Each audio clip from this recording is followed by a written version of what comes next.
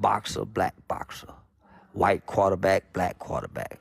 White coach, black coach. That's why it's different races, cards, and games that's being played and propagated to keep us divided, because race only matters amongst us. It don't matter outside the United States because it don't exist. It's nation against nation.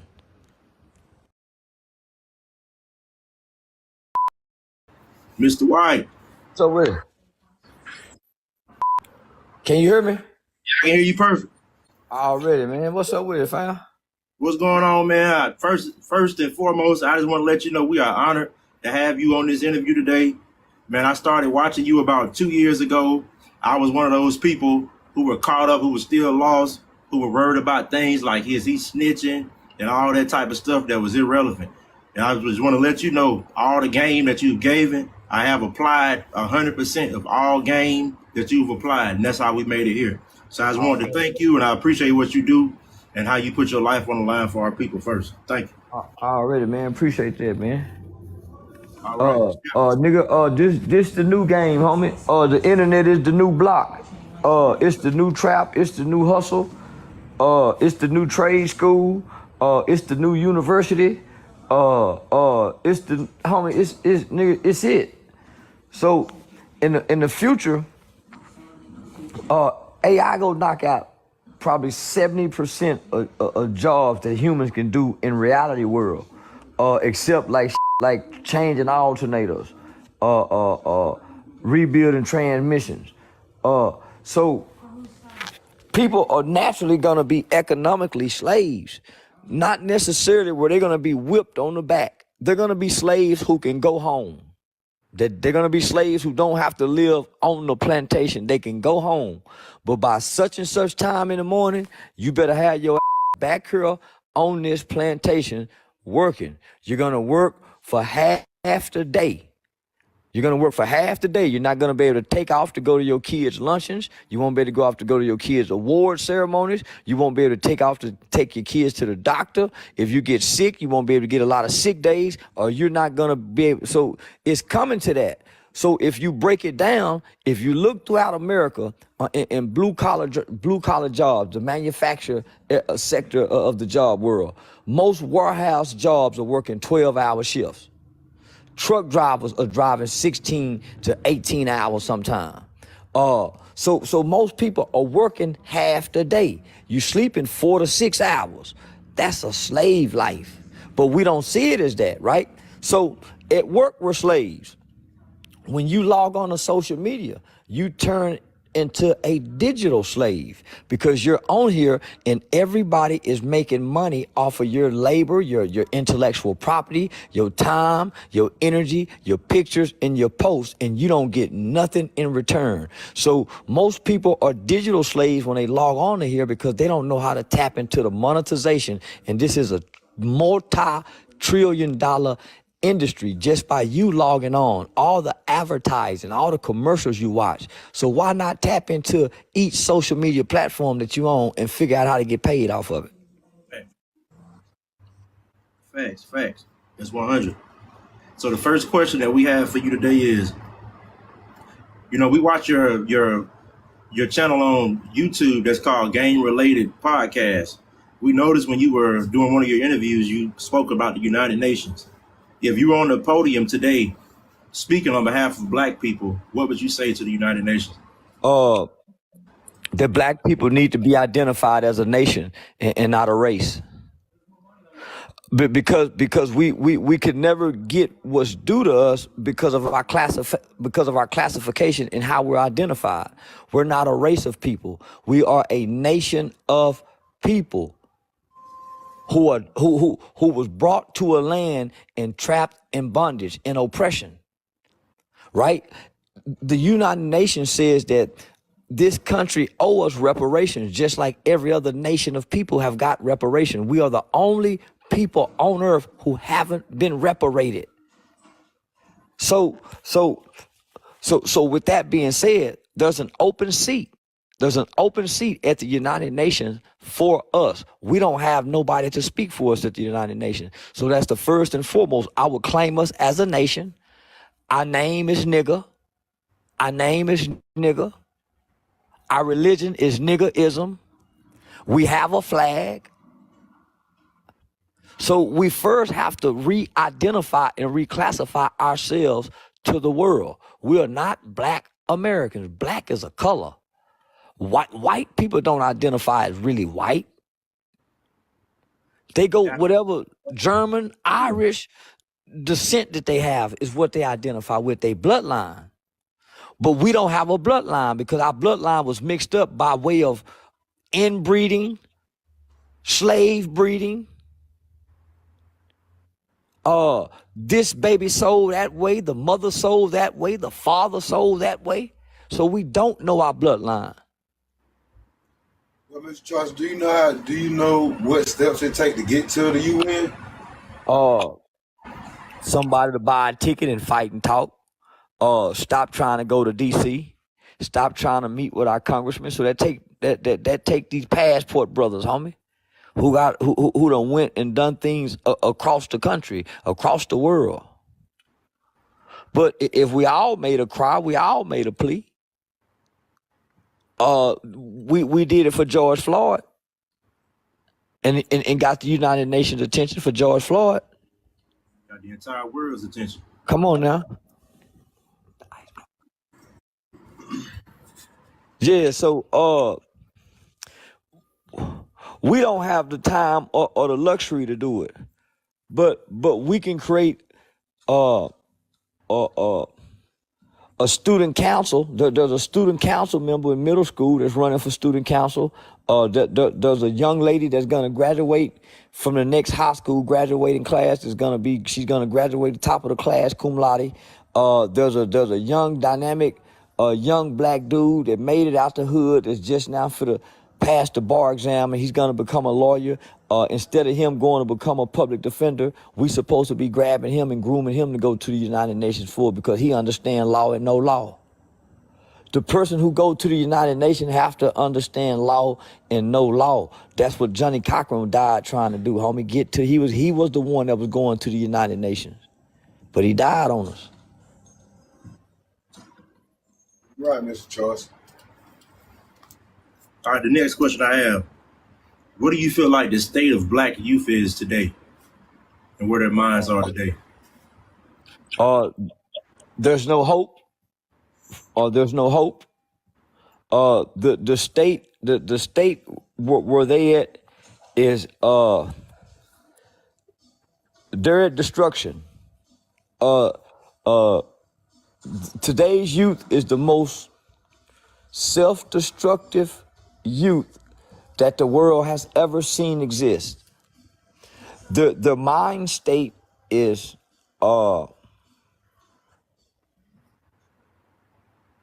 it's natural to rebel as children, as young people. It's natural to have some form of resentment toward authorities and adults during your adolescent stage. But this group of children in this era, they're not getting to make it out their adolescent stage because they're hateful children. I'm a fan just like you as a Tupac, Mr. Charleston White. I'm a fan. I came up in the 80s just like you have. I'm a fan of Pac. When I listen to Pac, it's like he's talking about this generation of kids.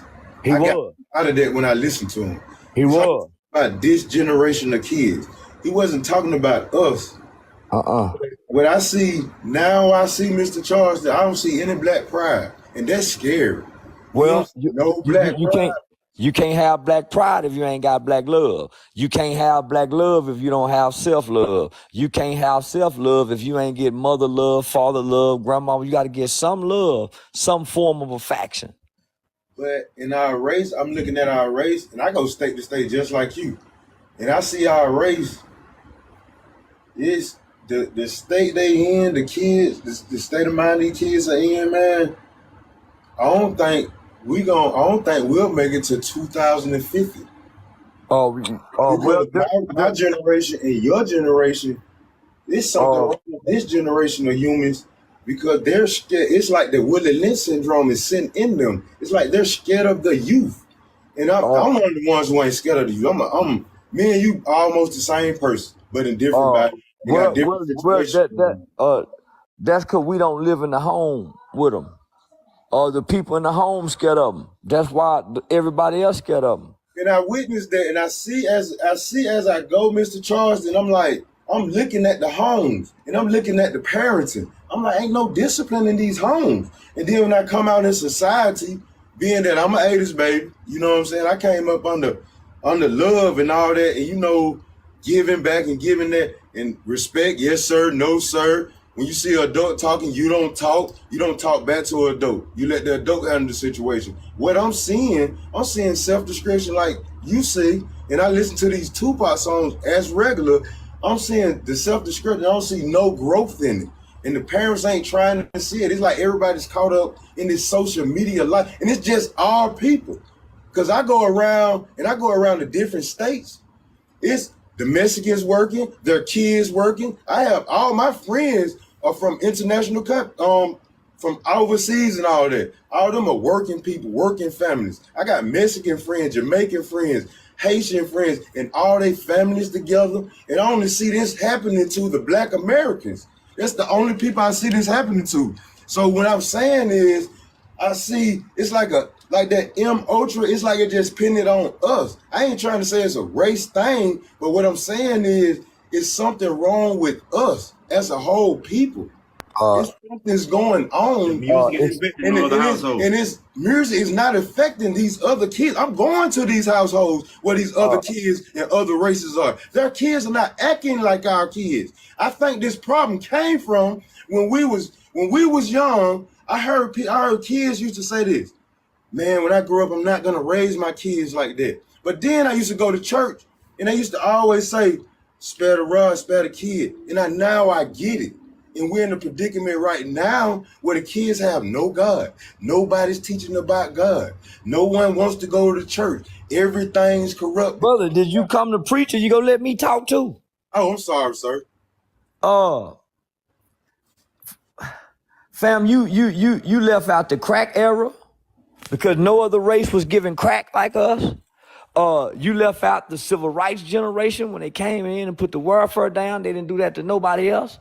You left out the fact, nigga, that we come from slavery, so we always play behind the 8 ball with everything against us when we step out the house, whether that's going from public schools to daycare. Homie, that's intentionally done against us. That's why it's only us. No other race get to talk about killing their people but us, homie. So some of these things are intentionally done to us to keep us like this. We didn't know nothing about crack, homie. Our government brought crack to our doorsteps and gave them to our mothers.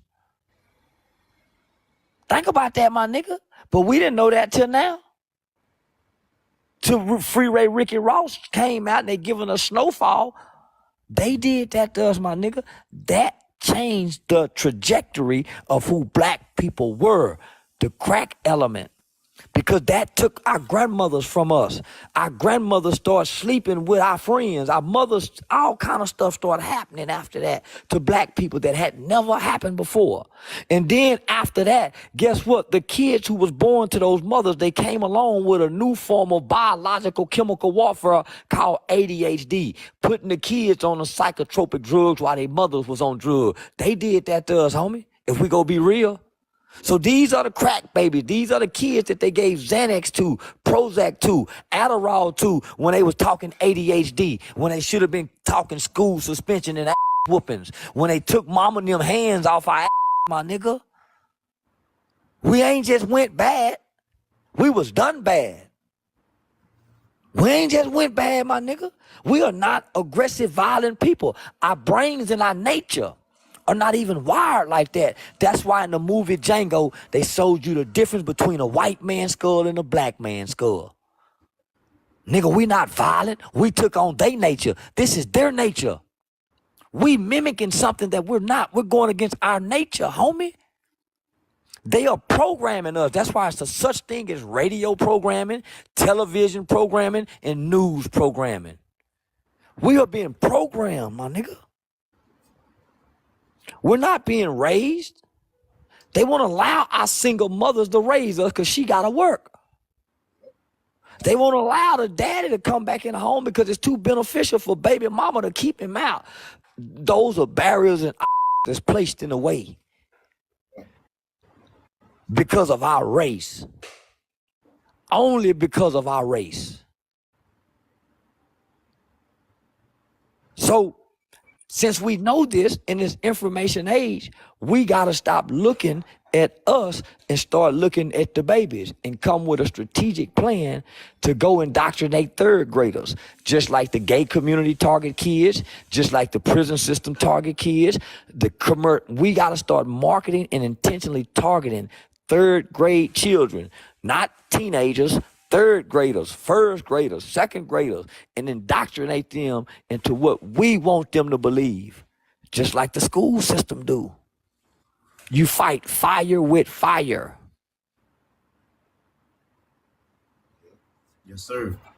The next question we got for you, Mr. Charleston, is what's next? I see everyone's constantly, their mind is stuck on Joe Biden and Donald Trump. But what's next for America after Joe Biden and Donald Trump? War in America. It's inevitable that at some point in our lifetime that bombs will be dropped in America, just like every other country have had war in their country.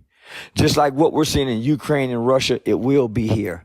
But the only difference is the people to do us like that is already here and planted. They've been here since the 80s. Every country America has been invaded a long time ago. The world know you can't beat America from attacking them from the outside, coming attacking them. You can't beat them. So they've been sending people over here to learn us. America has 99 different tongues in it. They brought their cultures. They brought their people. They got sleeper cells here. They got sleeper cells here. That's been waiting, and they've been living amongst us. They have assimilated. They know our culture. They know our highways. That's what's coming. Because we have weakened. We're no longer a superpower. We are a weakened superpower because we have been at war for over 200 years. United States of America have. We are weak. So only thing we got left to do is to push a nuke and destroy the world, and start a nuclear world war. That's our only major defense. But we was attacked with the coronavirus. That's what people fail to realize. The coronavirus was World War III. The next is World War IV. That weakened our military, that weakened our government, that brought men. The first thing that happened when we realized what the pandemic was we shut our country down and we started passing war defense acts. If you do your research. So that's what's to come, homie. America is crumbling, is tumbling, and we're going against one another. That's where we losing it, because America is no longer united. Democrat hate Republican. Republican hate Democrat. Gay hate straight. Straight hate gay. It's too much hate in America for America to win any more wars. Great answer. Our next question is, why do you think there are more black female artists being pushed right now than black male artists? Because gangsterism is have expired. Is gayism and hoism. So there's a new spirit along in the pop and entertainment culture. There's a Jezebel spirit. Nigga, hoe sell now. Gangster don't really sell no more. Gay gangster that's gayism. Gay gangster that's gayism. Young Thug introduced the gay gangsterism. Nigga wear a dress, wear this, shoot you, kill you, do what you want. He introduced that by 8 to 10 years ago. So now it's sprouted. It's a seed. The seed done grew. So who more? That's a hell of a combination, homie. So that's why you see Saucy Santana running with the city girls, talking gangster as a gay dude to a straight man, and other straight men in the industry going to go get bisexual men to get a fight together. You see this that's going on? Gangsterism and gayism, homie, is now in bed with hoism. So what that breeds, homie, nothing but lust among kids. Orgy, Sodom and Gomorrah. Yeah, no, nigga, that real freaky shit that make God return. That real freaky shit that make God return, homie.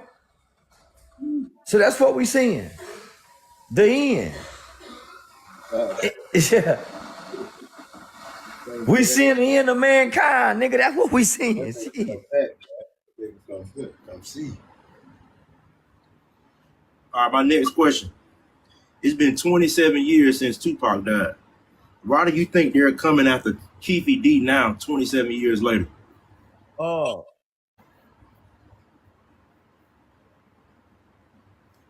This all this information have been known. So nothing new has occurred.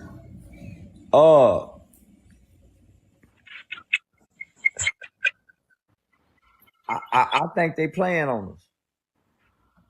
I think they playing on us, homie. This man been saying the same things, and they've been having this. The same detectives been doing documentaries, repeating the same things. So, I think it's bigger than what we're seeing, and I think they using this as a distraction for whatever reason. Yeah. I think we being distracted, homie, with the Tupac shit. And I'm saying, so what? His mama dead. So what? They feel, man, on me, it shouldn't mean nothing to us at this point. His mama gone. And they already been knowing who did it, my nigga. Homie, it ain't nothing they can't solve. It ain't nothing that they can't solve, my nigga. So they already been knowing who did this. 27 years later now, it's just some white people now. Nigga, they finna retire with a big name. They get to go out and retire, tell the Tupac story. The detectives who've been working on the case, they get to close the case. They go end up being promoted to a lieutenant and a captain and a one-day chief of Las Vegas Police Department because their name is going to be attached to the Tupac murder. They're going to get to come out and tell a whole nother movie after the murder trial is over with. So it's for to make careers and generate revenue for the entertainment industry and the Hollywood powers to be. I was thinking it was going to generate them some new income, some new movies, some new documentaries, some new hip-hop movies to make. This ain't got nothing to do with justice and solving no murder because they already knew. And they know who killed Biggie.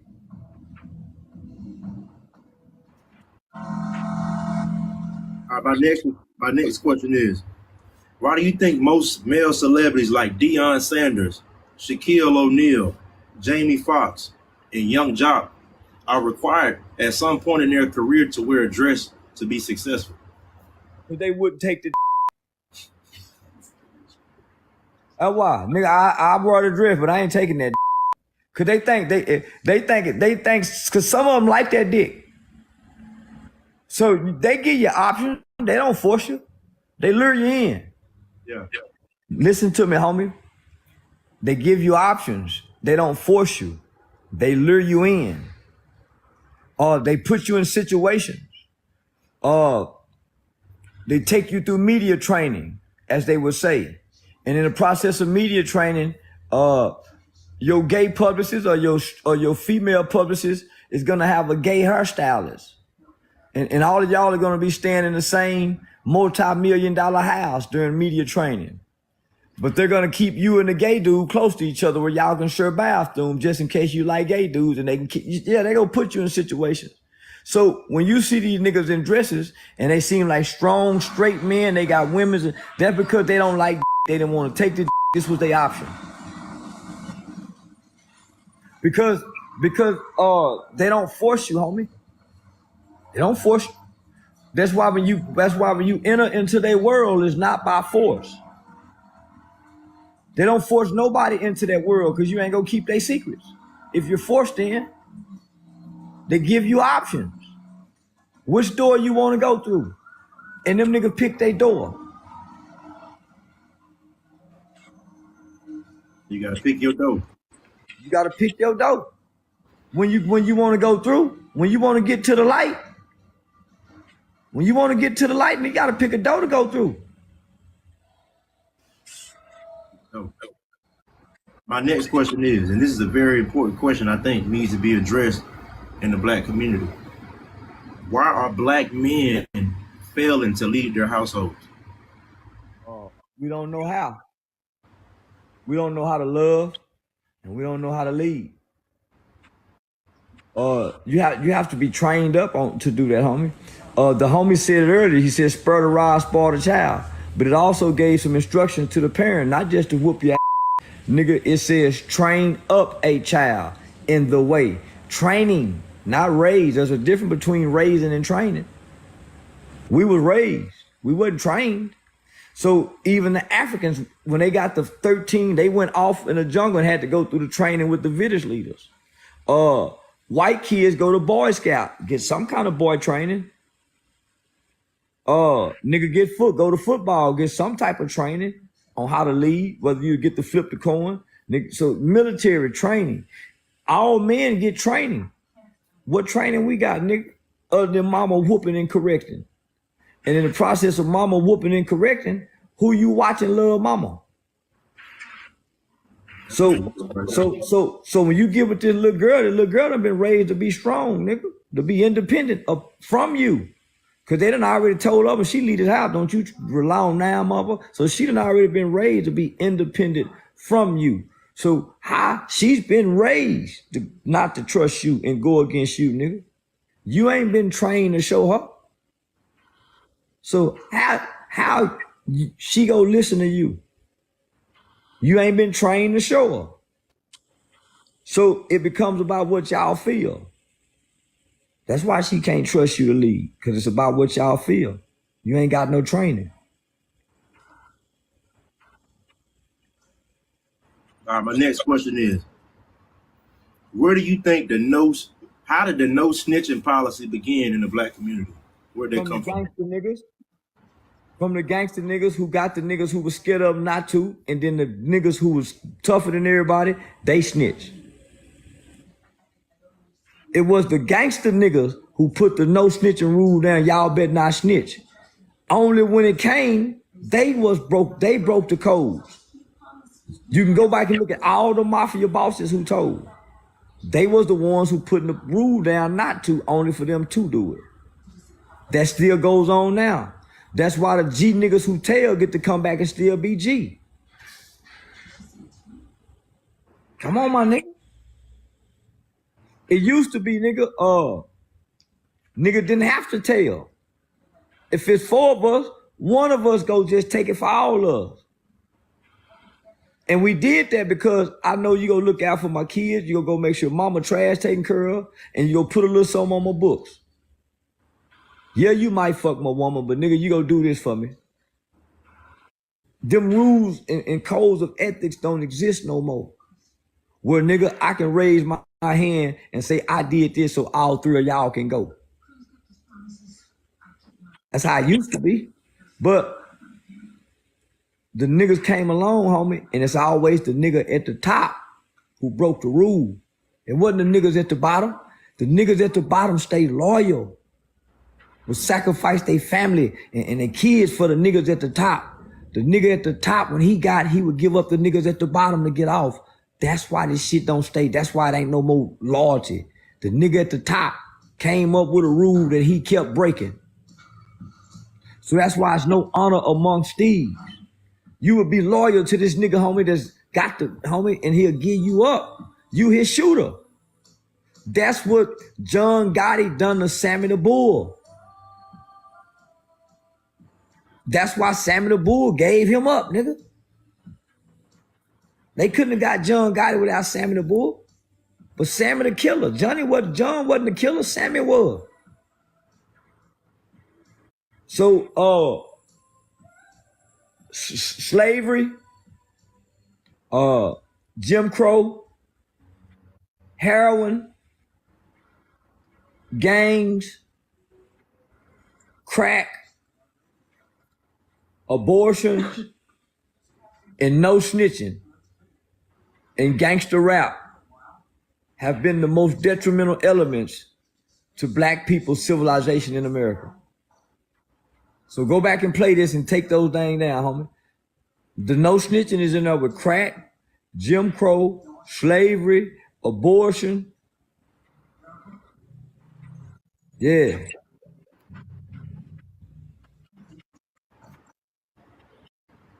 All right, my next question. What do you think happened to R&B music? I noticed the R&B music of today isn't about love anymore. Most R&B music is about breakups and heartbreak. What do you think happened to R&B music? Uh, uh, look, I don't hear any more love in the music. what love have left us, homie? Nigga, my niggas that kept out of here 80s, baby. Homie, all we knew was love in the 80s. It wasn't until the 90s when crack came, when love became kind of unidentifiable.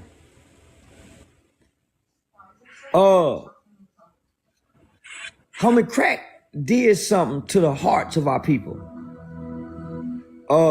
It rewired our hearts and our minds. Homie, all we knew was love in the 80s, nigga. Nigga, we was in the 6th and 7th grade singing love songs. Nigga, the 90s had great love music. That was the product of the 80s, right? So the product of the 90s is, it went to more sexual in the 2000s. It became about sex. Now it evolved into angry fucking. It's angry fucking now in R&B music. It don't soothe the soul no more. It entices the desires. It don't help you. It don't help you give you the words to mend a broken relationship. It don't give you the tune and the sound to help mend a broken heart. It don't help you figure it out no more. Nigga, the love song used to help you figure it out. Where, nigga, you used to could take a love song and take some of the words and turn them into a sentence in a conversation and talk to your woman and it sound like you saying it. You can't do that no more. If you do that now, y'all gonna end up just.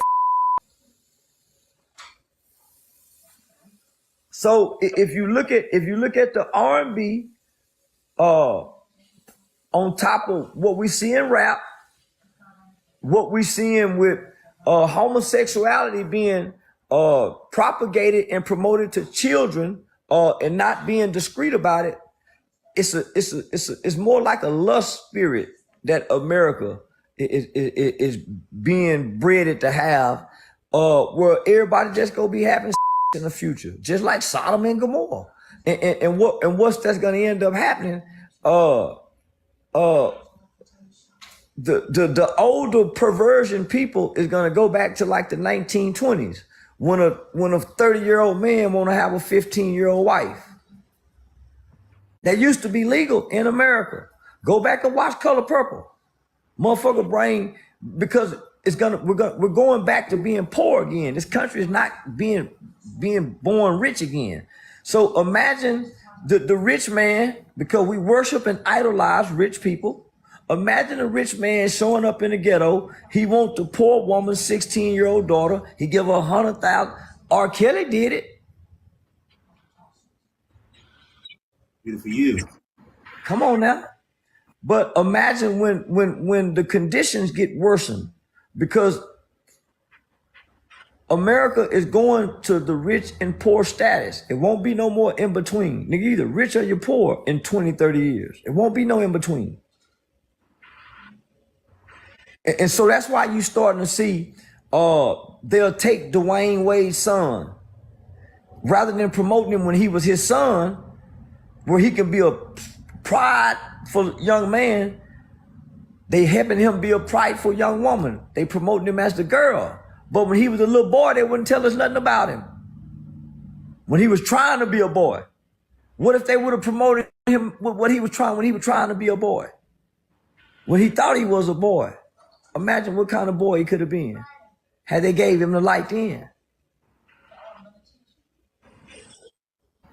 They made it popular for him to be a girl. Come on now. Do you think all sports are rigged? Yeah.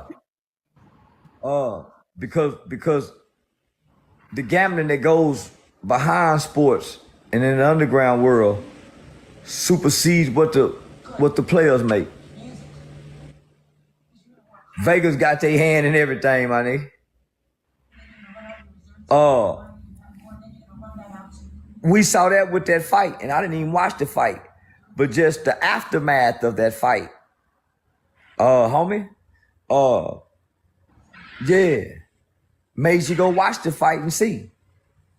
So, I gambled for a while with the parlays, and I also took a quantitative statistics class to figure out how stats are created. Homie, they cold when they tell you it's a 3-point spread. It's a 1-point spread. And that game end up coming down to that. How can they figure that out? So I just watched the game last night. They gave, who was that team who missed that field goal at the end last night? They gave them a 2.5-point spread. They scored a touchdown, and all of a sudden, instead of them kicking an extra point with time expired to be able to win by 3 points, they get a unnecessary, what it was called, unsportsmanlike conduct penalty, and they missed the field goal, missed the point afterwards, and they didn't cover the 2.5-point spread and lose by 2. That's crazy. Come on.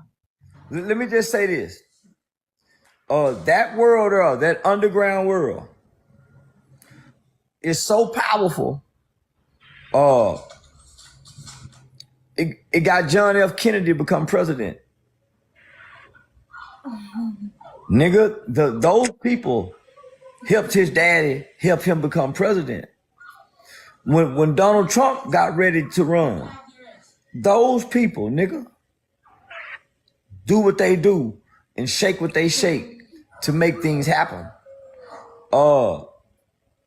They control it. They control it, homie.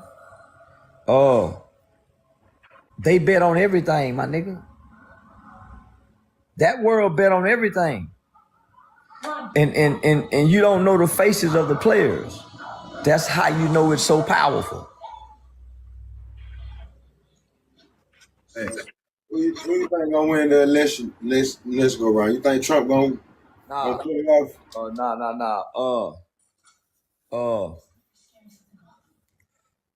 I would like for Condoleezza Rice to run. Condoleezza Rice is the best and purest thing we got left right now.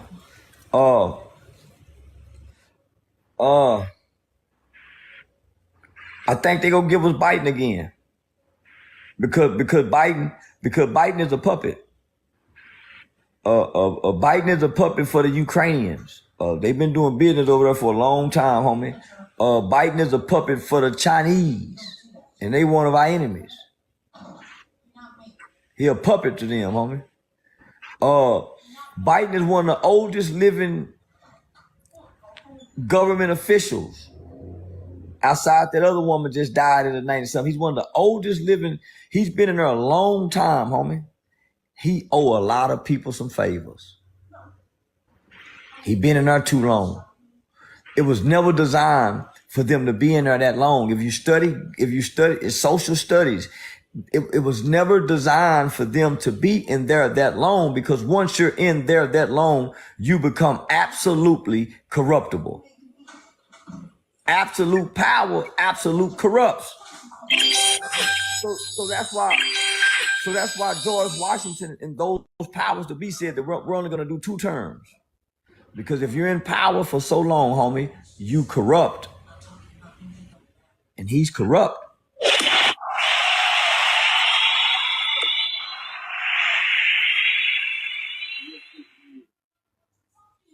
Why do you think they're coming so hard after Donald Trump?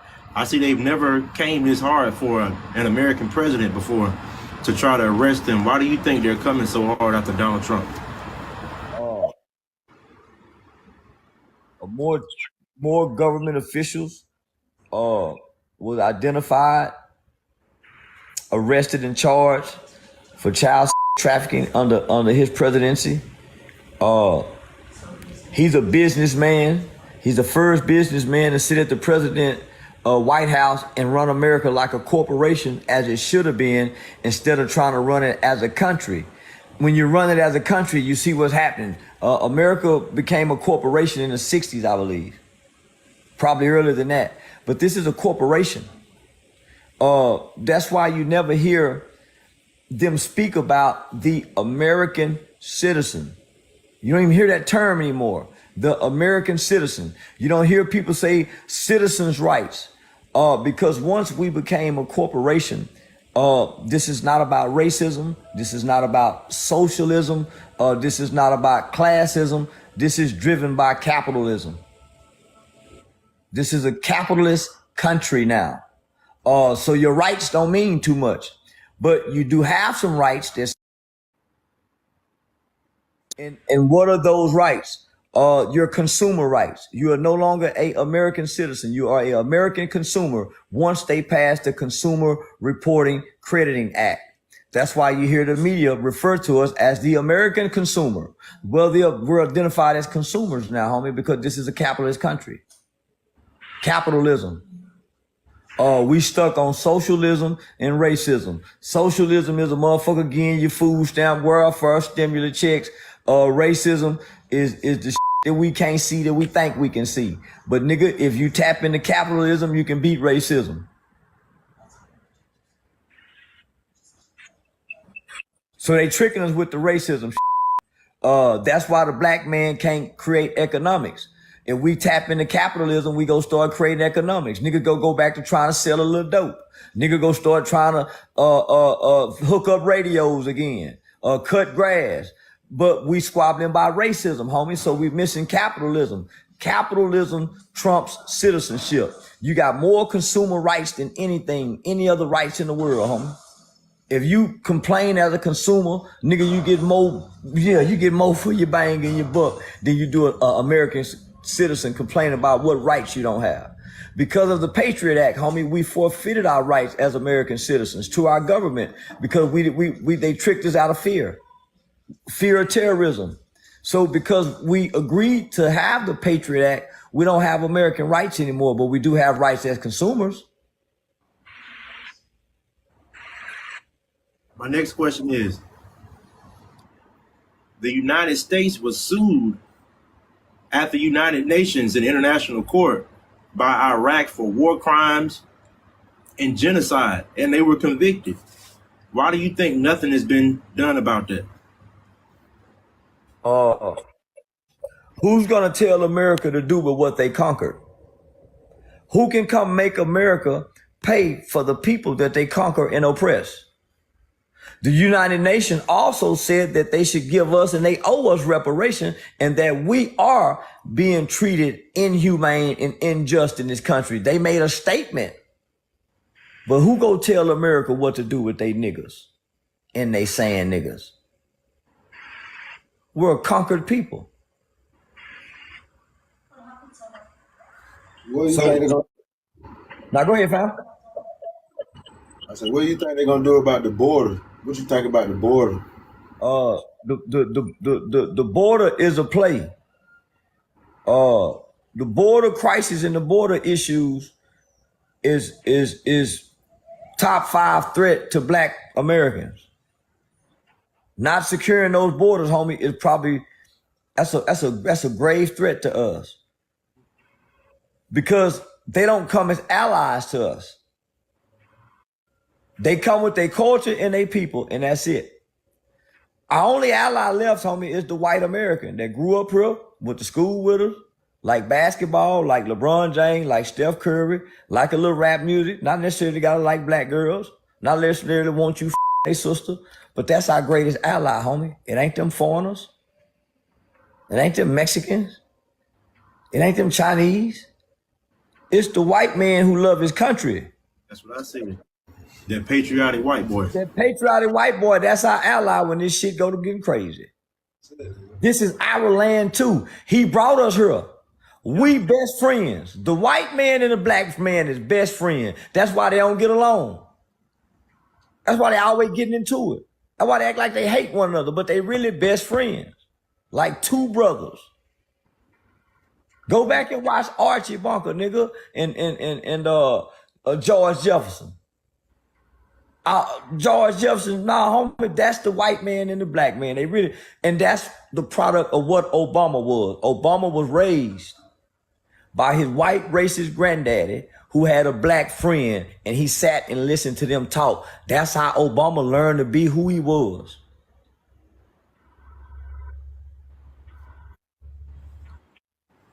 My next question is, what I've noticed in a lot of black families, once the grandmother passed away, once your older aunties and older aunt and uncles pass away, you rarely see black families get together anymore. I don't see any black family reunions.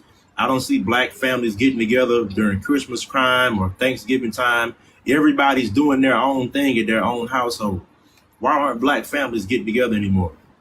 But they After lose the their elders. griot. The Africans call that individual the griot. The griot.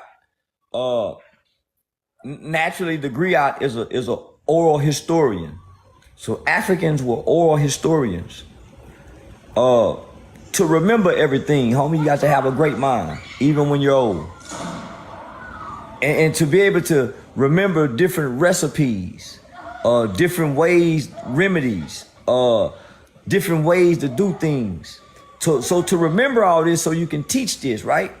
The reason why it dies because nobody is in the kitchen cooking when grandmama cooking during the family gathering. We show up when the food done.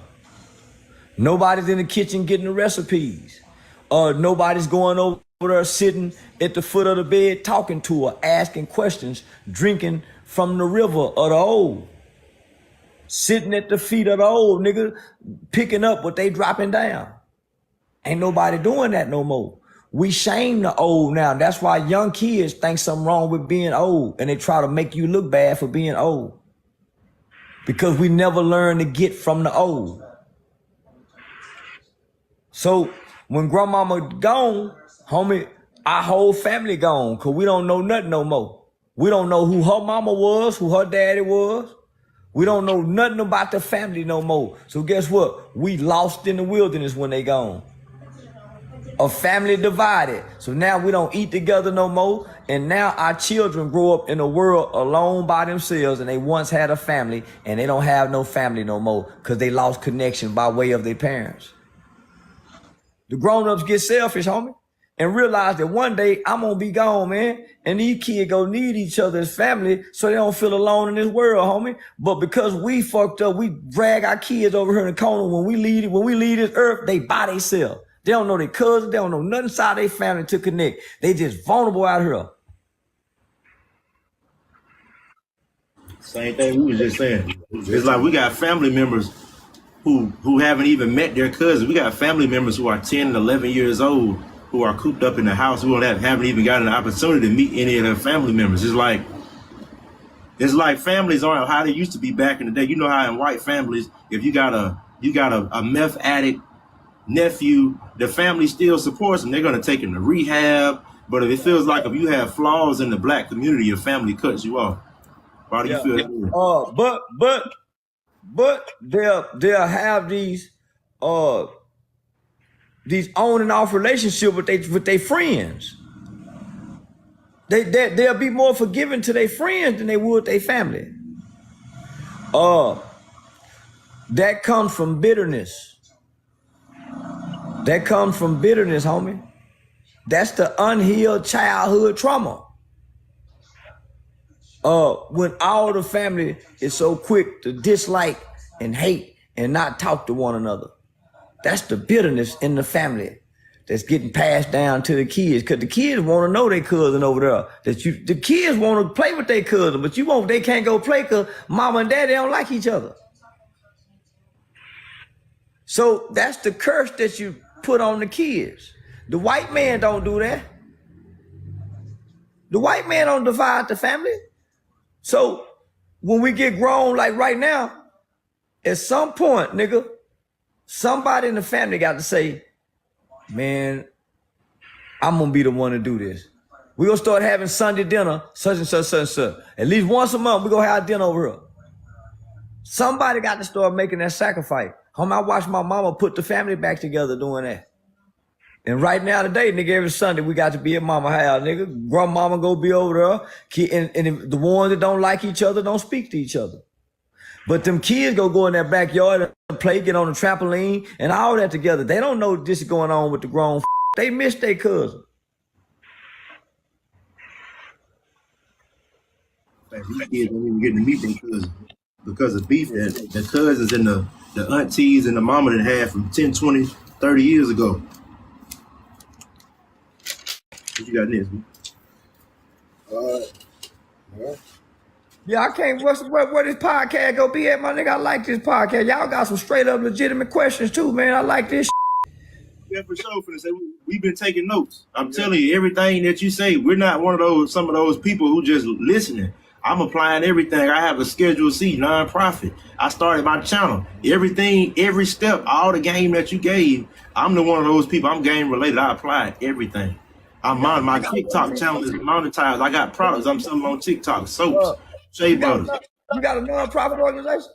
Yes, sir. It's called Young for Youth.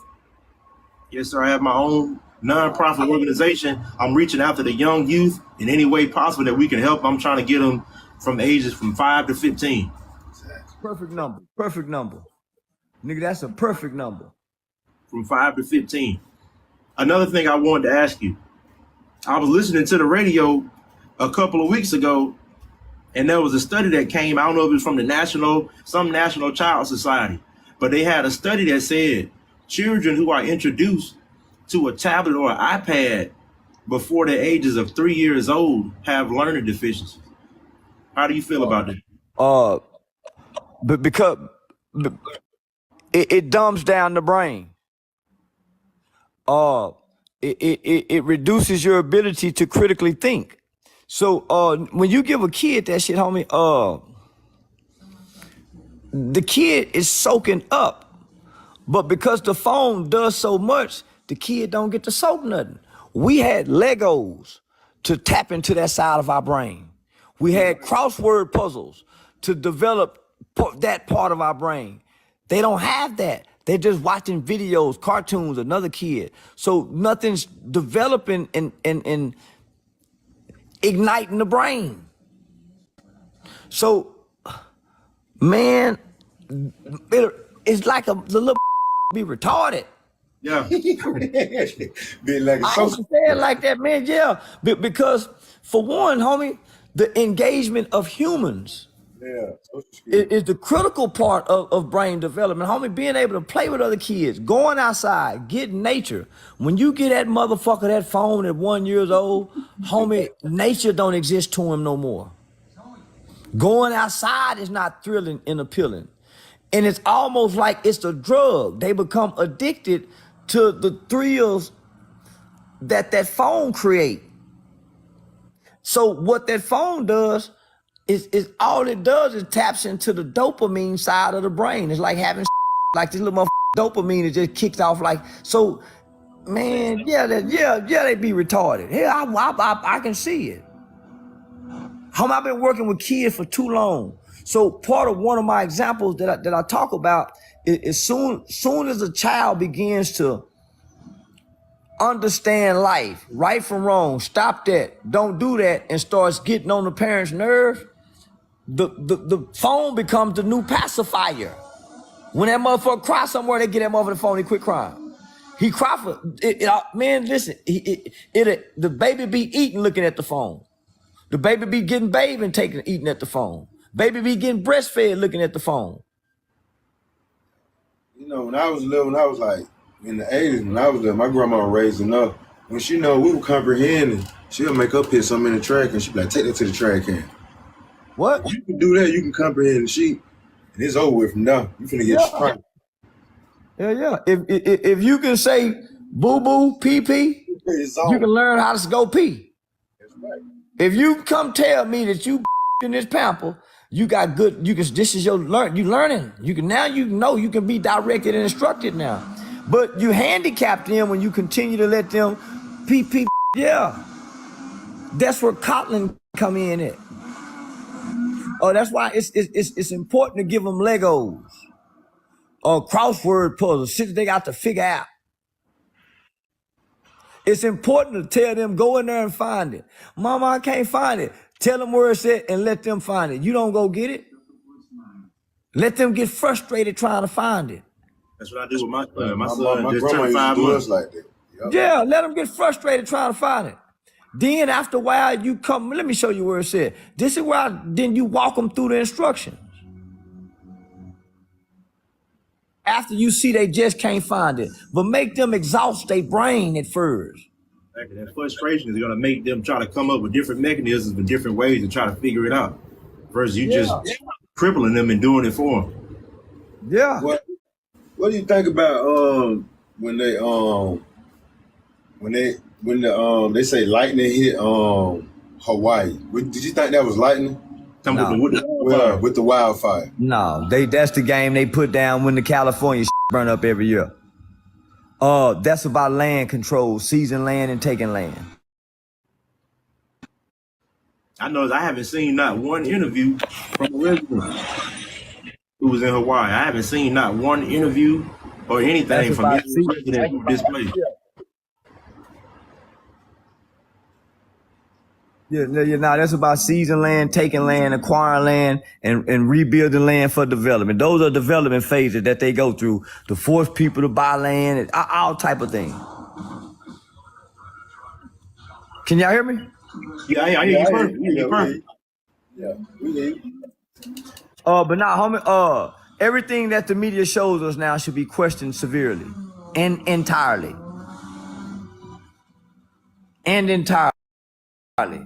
If they tell us it was a shooting, a main shooting, and they don't give us a lot of details, they don't give us no background, we don't hear from his family. Why do these men? No, man. Then the shooter in Maine, he didn't even get found. They said they found him dead. Come on, homie. There are sleeper cells in this country. There are sleeper cells in this country. People who have come into this country playing like they are Americans, look like they're Americans, talk like they're Americans, but they have been trained. They have been to become an American to hurt America. So when you look at all the Americans that they showing us that's getting time for storming the Capitol, they're not even showing you half the ones that wasn't American, playing like they was American, that went in that Capitol, that got away with what they got away with. While they too busy trying to make an example about the Americans who was frustrated and did it. It was more people playing like they were Americans that wasn't Americans who stormed that Capitol too when they got away. Did you think January 6th sent to the world about America? Yeah. Say that again? I said, what message do you think January 6th sent to the world about America? That America is no longer strong anymore. That America is no longer strong anymore. And it's more to come. It's more to come, because that was one portion of a frustrated part of America. That was just one portion of one part of a frustrated group of America. So imagine, I just want to pause to let people think about that before I say this. Imagine when those two groups unite, like Fred Hampton was trying to get them to do with the Black Panther Party. I was just finna say that. With the Rainbow Coalition. I was just there you go. When Fred Hampton was trying to get that, what's gonna happen when America decides to do that? Those same two groups that seem to hate one another, that have totally separate ideologies but share the same frustrations and unite under one cause. That's why so many police shooters to keep us divided. There you go. There you go. That's why it's different. That's why it's different matches. Listen to me carefully. That's why there are different matches in the entertainment world, nigga. White boxer, black boxer. White quarterback, black quarterback.